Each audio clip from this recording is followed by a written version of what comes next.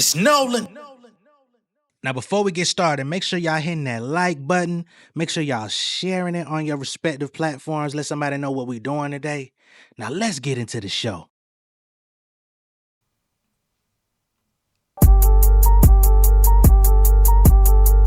Hey, tired of being Mr. Nice Guy to these fuck niggas. Got nothing to discuss with them unless it's about business. I replenish when they all diminish. Started caking, I ain't near finished. Can't kill him, I been too kind. When the money pile, I need y'all to witness. Pull up on them like calisthenics with the jewels on me. Met your chick, she amused for me. Sent music to amuse, I was not enthused when they put the blues on me. Wait, fuck that, time for me to bust back. Show me where the love at, ho. Niggas on the block with the gun strap. Homie finna dump that, hit him where his mustache go. Ayy, get on my level. When it come to bank, I pimp my teller. Never been a nigga that'll rock Margiela. Never come around, I be a chop better. Might not never get to rock Coachella. I don't get no fucks, I do you one better. I'm about my cheddar, don't sprinkle no feather. I skate on track like Bam, my chopper. Young nigga too hot, don't need no leather. I been a living legend for a minute. I was at the Apache trying to sell a ticket. Nigga used to rap when Debo had the pitches. I been learning about the boss and treat it like an auction. Labels gotta bid it. I ain't never been with Stallion. I can make a call and get the money printed. Bitch, I do not play when it come to this rapping. Studied the game when I lived in the attic. All of that struggle just made me a savage. Singing my praise on my edge, been jagged. Hating that nigga can't fit in my jacket. I give you that shit, y'all nigga be taking. Y'all bite my style straight trash. Y'all make it took 21 days, make stuff my habit. I'm gone. What's going on, beautiful people? It's the kid J Nolan here. Welcome back to another episode of Inside the Industry, your number one source for music, entertainment, commentary, and breakdowns. Hope everybody's doing well out there this afternoon. Today, we're going to be getting back into Megan Thee Stallion. For those of y'all that have been online the last couple of days, y'all know that, Megan dropped her latest single, Whenever, single and music video on Friday. It's gotten mixed reviews. I like the record. I like the video. I thought it was really dope, but there's been a lot of people out there that are criticizing the record. They feel like it's time for Megan to try a new sound. Some people feel like she's still rapping too fast. I guess people want her to slow her flow down and, make more palatable, poppier styles of music, perhaps, because those are the records that have performed the best for her outside of Hiss, you know what I'm saying? Because that was a number one record where it was just straight up barring from beginning to end. There was no hook on that record. Outside of that, her bigger records are the more poppier crossover style records for the most part, other than Thought Shit, which kind of is the formula of what she's been doing for the most part, but whatever, right? Just a couple days ago, Megan also took to Instagram Live. She was only there for a couple minutes. I'm going to show parts of the video in just a moment, where it seems like even she is a little bit disappointed with the reception that the Whenever record has been getting. Again, I fuck with the record. I like the fact that she got Miss Cherry on that motherfucker. That It's Whenever, you know what I mean? I think it's a dope record. Is it necessarily tailored to be a hit record, chart topping record, radio smash, shooting up to number one? No, but I don't also feel like that was the intention of the record either. And some artists make, those chart positions, those number ones, their identity. And it's like, I can't drop unless I know it's going to go to that, that trajectory, which every artist has their own game plan, how they want to pursue this, how they want to be, how they want to strategically release their stuff. That's fair game. But I don't think that every artist is also restricted to that game plan. And I can already hear it now. Oh, here comes J Nolan making excuses. No, it's not excuses. It's the truth. You know what I'm saying? When you have your big number ones, your smash hits, you take it, you accept it, you celebrate it. But I don't feel like every song you make has to be to that magnitude. Again, there's certain artists that feel that way or that move like that, and that's their decision. And then that also reflects the perception in which we view them at if they don't. But if you don't want to be received that way on a consistent basis, you wouldn't make that your identity. It's just the way it is. All right. But she came out and she felt like she was a little bit, it seemed, let me say, I don't know what she was feeling, but from how she was acting, she seemed a little bothered. She wanted to talk to the hotties. She wanted to have a conversation. Unfortunately, she never really got around to exactly what she wanted to say. It feels like she was trying to censor herself and be very concise about the words that she used because she did not want her words to be taken out of context and then thrown onto the blogs, and then it be perceived as she's having some sort of meltdown or something like that. So she ended up cutting the live short without really saying much of anything, but there was a portion in there in which she said something needs to change. She said something needs to change with the fans and herself. Okay. So whatever that is, there is a level of accountability that she's taken upon herself. In that, I'm going to play the clip and then we're going to get into the DJ that don't spin, because apparently his people wanted him to talk about this as well. I guess they expected him to like come on and completely shit on her, which he didn't do.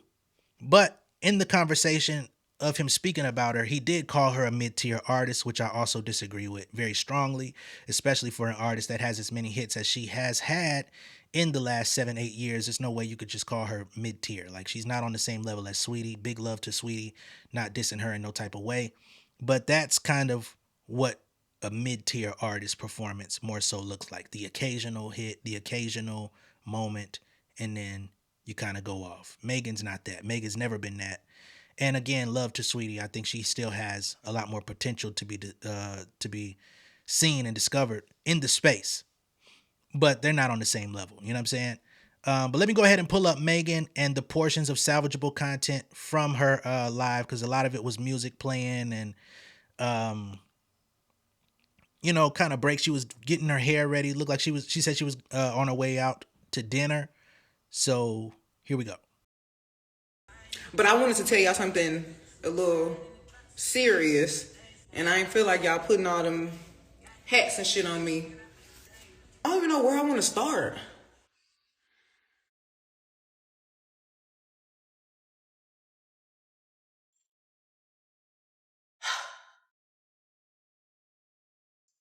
You can't even drink for style on this one. You got to drink for stall. I'm telling my girl spit it out. Bitch, I'm trying to be cool. No, I'm not pregnant.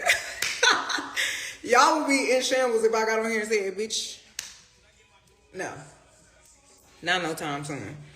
Okay, so I don't even like addressing nothing. And I think that's why it's hard for me to spit it out.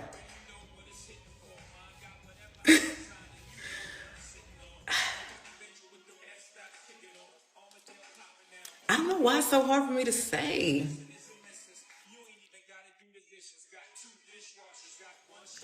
It's nothing bad. I'm just sensitive, you guys. I feel like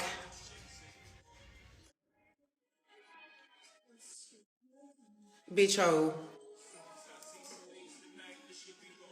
something gotta change.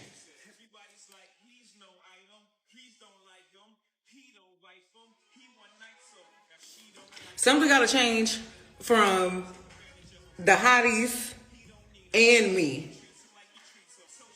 And I don't like fussing. But bitch, I kinda wanna fuss. Maybe I need to come back when I feel like I can articulate what I wanna say better. And maybe it'll be better if I like made a video instead of talking on live. Cause I hate when I be on live and bitch, the blogs, the relationship that bitch I got with the blogs, bitch. I was feeling like, okay, because all y'all hate me, y'all gonna piece together whatever y'all want to piece from something stupid and make it a big deal that it's not. Somebody said you trying to sugarcoat it. It's not even nothing particularly bad about like the hotties. Like I just want to express what I'm feeling in a clean way. Okay, I'm gonna call y'all back.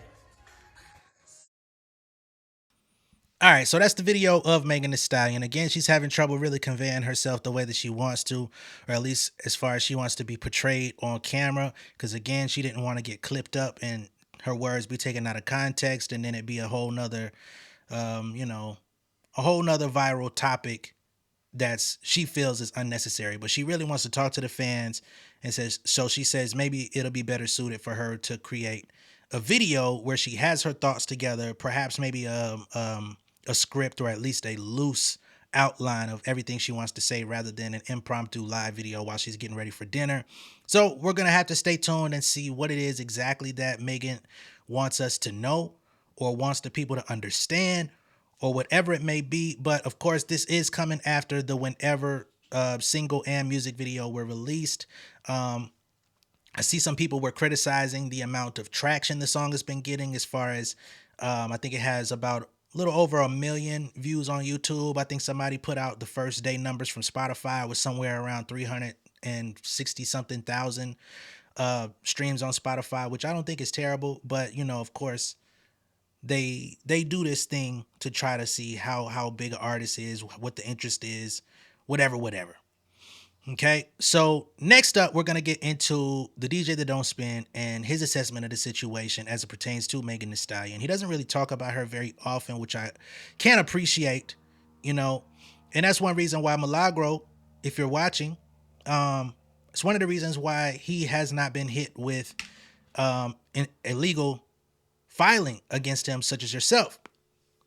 He pretty much don't talk about it very often. And when he does, he kind of plays softball. Now, other things that he talks about, other people he talks to as it pertains to the Kendrick and Drake situation, or just him in general, I don't really fuck with. But as it pertains to this subject, I don't feel like he went like super hard. But I do disagree with him calling her mid-tier, which we're going to play right now. That's that bad, bro. I can't even like clown her like that. Yo, and here's my thing, bro. For everybody, and I know there's a lot of people who fuck with Tory Lanez, and you want to see Meg fail and you want to clown her. I'm gonna kick the real, whether y'all like it or not. You know what I mean? By the way, oh yeah, did I see Drake fans are mad at me because I gave Kendrick props for rapping word for word at his concert? I'm like, that nigga, that's some dope shit. I don't care who did it.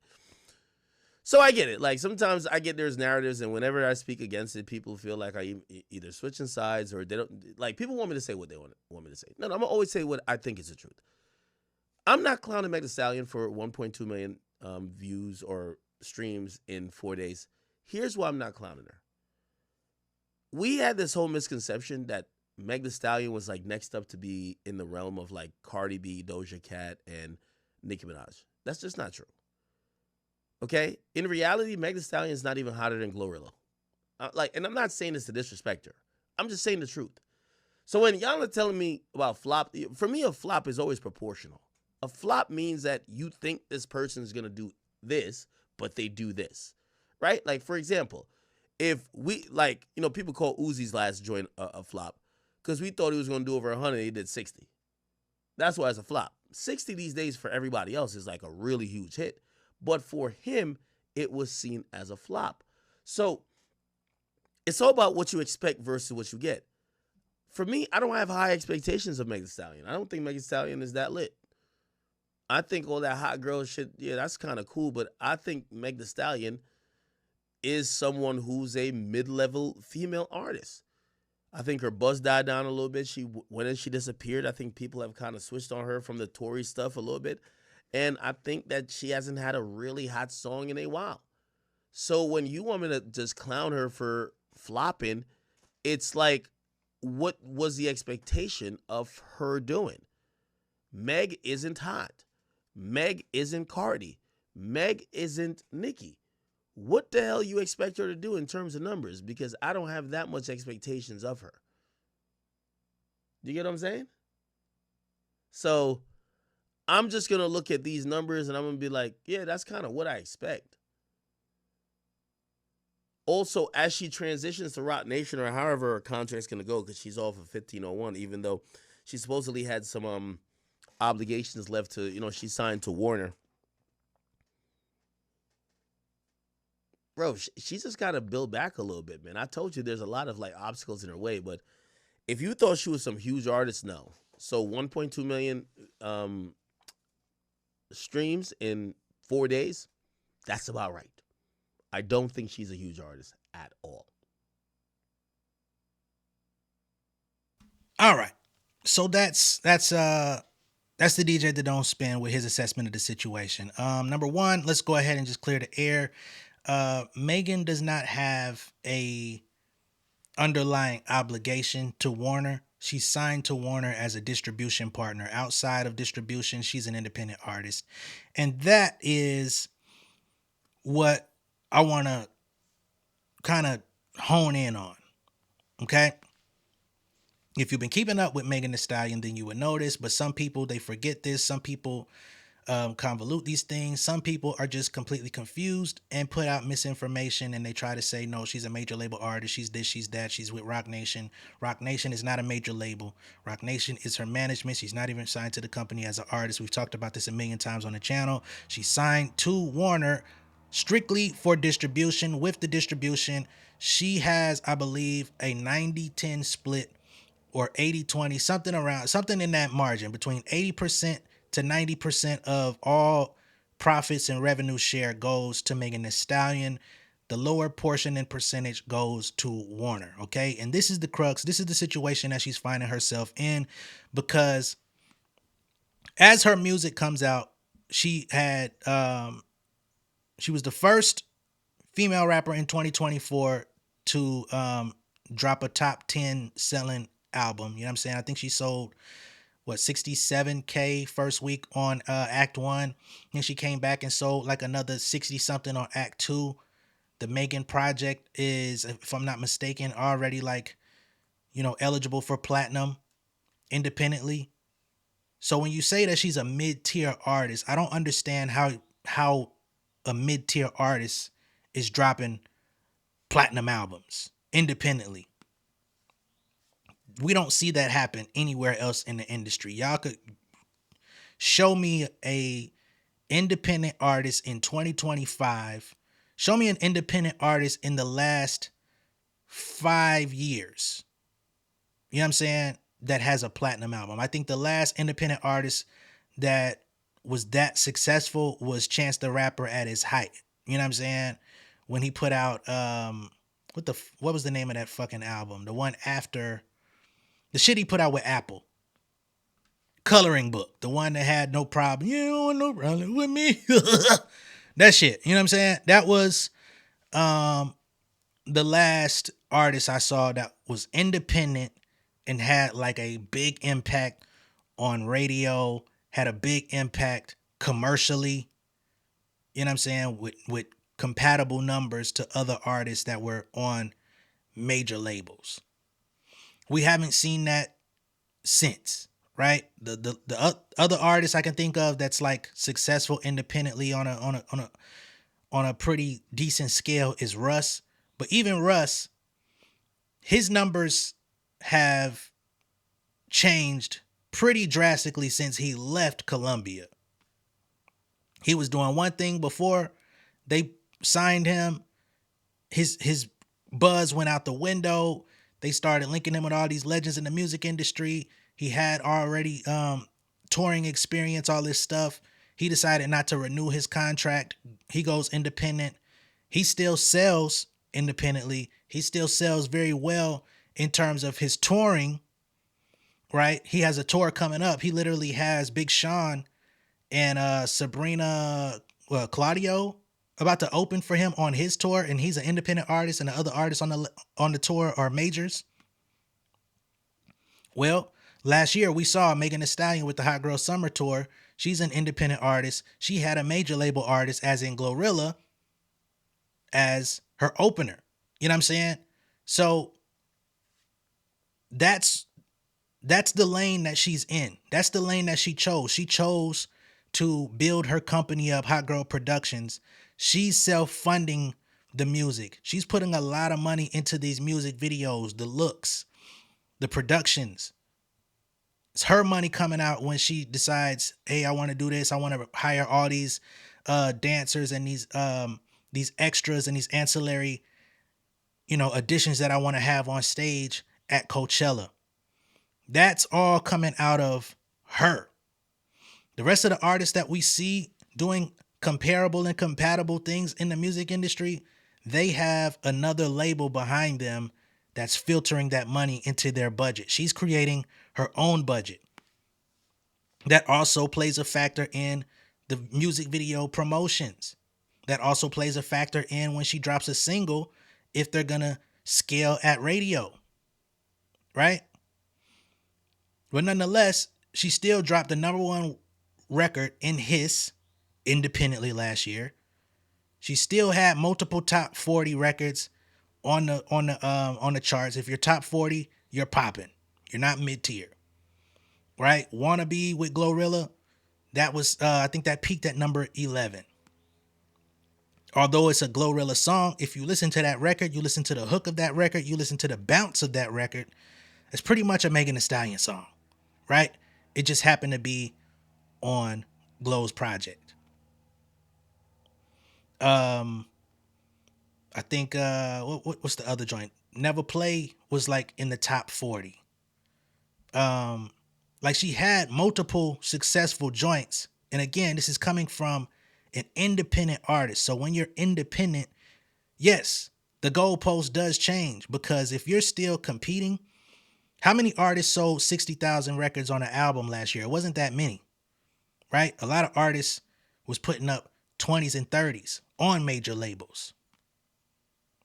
So if you're still in the 60 realm, if after a year your project is platinum and the other artists that were dropping last year are not, and you're doing it independently, how are you mid-tier?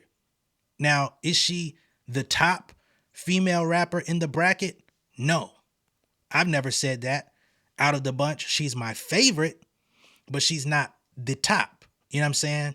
We're talking about, of course, the Nicki Minaj's. She's got the biggest, one of the biggest fan bases in all of music, especially as far as like dedicated people that if she wakes up and yawns, people hear it. If she takes a shit, she farts, people know what hints and accents are coming out in the fumes, right?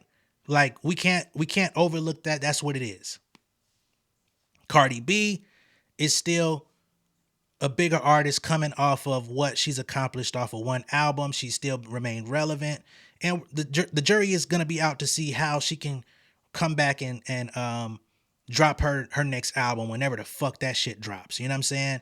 Still a big Cardi fan on my end, but I am a little bit impatient, and I'm like, what the fuck's going on? But she's still in that spot. Some people may disagree. It is what it is. You have Doja Cat, who's also a very big artist. She's teetering the line, more pop, but she has rap and hip hop influence. Last year, she put out Scarlet. That was a hip hop, primarily hip hop project, but her fan base isn't necessarily hip hop fans, which is why it didn't perform to the same level as her previous projects that leaned more heavily into the pop bag, but then it still had rap verses on it, right? Which if you look and you see what the fuck Doja Cat is out here teasing for her next project, she's going back to that formula. She's going back to that corny ass Dr. Luke sounding shit that I really don't like her on, but people are gonna gas it up, and it's a cheat code in pop radio, right? So those are the artists that are kind of ahead of her, none of which are independent, none of which have the same deal structure, and the deal structure is very important, right? Because I may not sell 200,000 the first week, I may sell 67,000 the first week, but I get 80 to 90% of my profits off the rip, versus you maybe getting 60. You know what I'm saying? If as a legacy artist, as somebody who started their own imprint, you might get 60, you might get 50. You might have a decent agreement that's better than the rest of the pack, but it ain't the same as a distribution deal, I'll tell you that much. Right? Warner is not investing into Megan Thee Stallion heavily. They're not giving her millions of dollars. They're not creating her budget. They're not working her at radio. They're not the ones procuring all the opportunities. Everything that's coming Megan's direction is either off of her celebrity status that she's had, or with Roc Nation exercising their relationships as her management company, which is what they're supposed to do. Anybody that says Roc Nation is doing anything outside the realms of what they're supposed to do is uneducated. Don't listen to them. You're going to end up arguing with somebody who doesn't know shit. Okay? So I think the expectation does have to be a little bit different regarding her music, what those results look like. And again, as I stated earlier in the video, a song like Whenever or a song like Boa, which was released last year, I didn't feel like that was an ideal single. It's a grower. I've come to like the song more than I did when it dropped. But if I look at it in the context of a single, I still don't think it was the proper single choice. Right? So then that also creates a dynamic for Megan where maybe if because it seems she was a little disappointed herself, to choose the right records as, you know, the songs that people are gonna like galvanize and get behind. Again, I like Whenever. I played it a bunch of times. I'm gonna continue to play it. But if there is any critique that I would give, it's about the songs that are chosen as singles, which are supposed to be the Billboard songs. And when I say Billboard, I'm not actually talking about Billboard charts. I'm talking about the Billboard, like the calling card, the business card for the rest of the album. I think that could be modified. Now, she did say that the next song that she plans to drop is more of a turn-up song. And I would assume if it's more of a turn-up song, then it's probably not going to be as lyric-driven as Whenever. I feel like Whenever was an excellent display of rap. Like she displayed 4-5 different flows, voice changes, pitch changes, good energy. It's a record that gets the energy flowing. It could go in the gym, but it's not necessarily clubby, right? Again, I harken back to Thought Shit. Thought Shit was a record where she's rapping, she's flowing, but the chorus is catchy. It gets stuck in your head. You go back to Savage, right? Very catchy. So I think that is the dynamic that's missing for her in this particular era. And again, in order for her to have a little bit more of those numbers, if she's looking for numbers, I don't know if that's necessarily her goal, but if she's looking for those numbers, I think she's got to have a couple of those songs in the tank as singles that can organically do the work. And then, you know, you can kind of build around it, because clearly Thought Shit worked. That's a formula, you know what I'm saying? But she's kind of diverted from the formula to make what she wants to make. And I think as Megan has I feel like Megan today is a overall better rapper than she was a couple years ago. But I think that, and I'm not saying she wasn't a good rapper, I'm just saying I feel like she's improved. But I think as she's improved as a rapper, the poppy songs have kind of fallen out, because she really wants to show I can go, listen to the bars. She even said it before Whenever came out. She said, I want y'all to hear the bars on this song. I'm rapping on this motherfucker. And as she showcases the rapping ability, some people feel like the dance ability isn't there, or the radio ability isn't there, or the chart top ability isn't there. Some people say she needs better beats. I don't understand what the fuck is wrong with the beat, to be honest. I don't hear nothing wrong with that beat. If another artist, any other artist that we named as supposedly bigger than her, put that same song out with that same beat, I don't think we get no complaints. Right? But that's the way that the goalpost moves for her specifically. I also feel like, unfortunately, due to things outside of her control over the past few years, people who there are definitely a division of people who used to be Megan Thee Stallion fans who are now Megan Thee Stallion haters. Right? At one point, she was fly with Nicki. They were good. Once that relationship went sour, I think some people said, I'm more of a Barb than I am of a hottie, and they chose their side. They still watch her. They still pay attention to her. They silently listen to her music. They just come online and shit on it. But they still be tuned the fuck in. Right? Then you also have the Tory Lanez people who throughout the ordeal of the trial and all of the whatever that was, because I don't want to revisit that at this moment.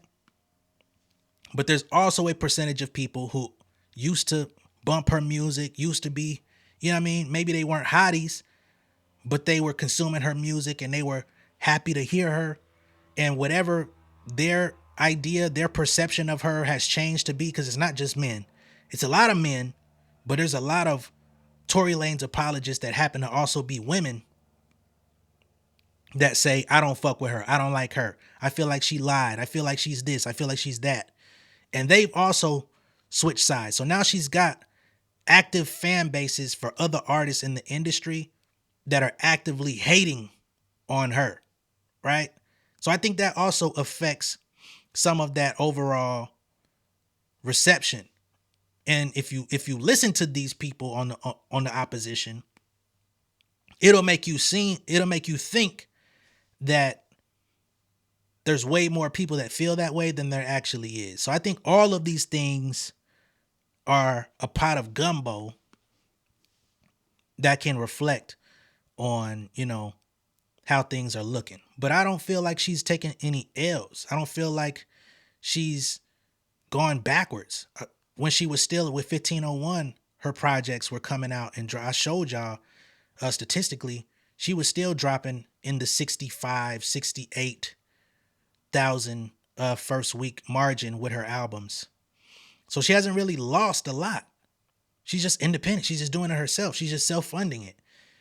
And that feels a lot different when you're putting your investment into it, versus having a label or two labels or three labels splitting the cost, right? Because she was formerly with 1501, she was with 300 Entertainment, she was with Warner. That's three labels.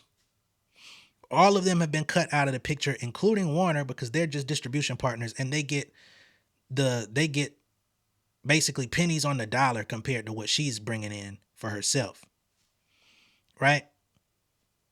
So I just think she's in a period of, you know, figuring out the next move. I think I don't know how big her actual team is as far as Team Meg is concerned, as far as like PR, as far as like radio correspondence, because radio's not cheap. We've clearly radio's not cheap. And I'm not talking about payola.